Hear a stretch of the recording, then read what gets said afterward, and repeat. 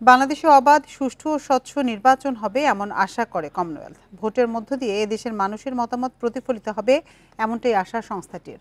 মঙ্গলবার নির্বাচন কমিশন ভবনে সংস্কার কমিশনের সাথে সৌজন্য সাক্ষাৎ শেষে এসব কথা বলেন সংস্থাটির প্রতিনিধিরা।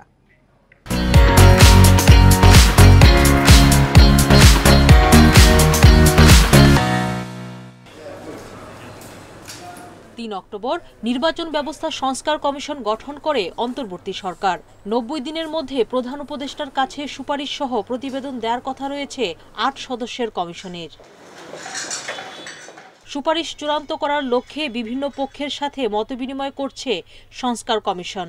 নির্বাচন নিয়ে আগ্রহী বিদেশিরাও। মঙ্গলবার সকালে নির্বাচন কমিশন সচিবালয়ে সংস্কার কমিশনের সাথে সৌজন্য সাক্ষাৎ করে কমনওয়েলথের প্রতিনিধিরা। দ্বাদশ জাতীয় সংসদ নির্বাচনকে কমনওয়েলথ বৈধতা দিয়েছিল, তাই বর্তমানে তাদের অবস্থান জানতে চাইলে প্রতিনিধি দলের প্রধান জানান ২০১৪ সালের নির্বাচন পর্যবেক্ষণ করলেও ১৮ ও ২৩ সালে আসেনি কমনওয়েলথ। বলেন, এবার কমনওয়েলথ কোনো সমস্যা সমাধানের জন্য আসেনি।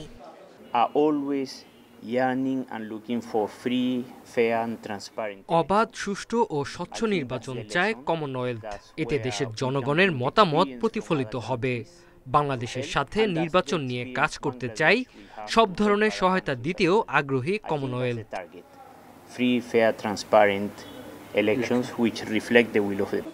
সংস্কার কমিশনের প্রধান ডক্টর বদিউল আলম মজুমদার জানান, কোনো প্রেসক্রিপশন নিয়ে আসেনি কমনওয়েলথ। কোনো কিছু চাপিয়ে দেওয়াও তাদের উদ্দেশ্য নয়।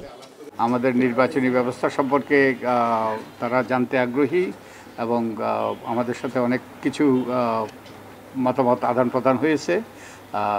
তো ওনারা চাচ্ছেন যে আমাদের দেশে একটা সুষ্ঠু নিরপেক্ষ নির্বাচন হোক এবং এই নির্বাচন সুষ্ঠু নিরপেক্ষ নির্বাচন নিশ্চিত করার ব্যাপারে ওনারা সহায়তা করতে চান। বাংলাদেশে গ্রহণযোগ্য নির্বাচন অন্যদের জন্য উদাহরণ হবে বলে আশা করে কমনওয়েলথ। সুলতানা জাহান মিতু, ইন্ডিপেন্ডেন্ট নিউজ, ঢাকা।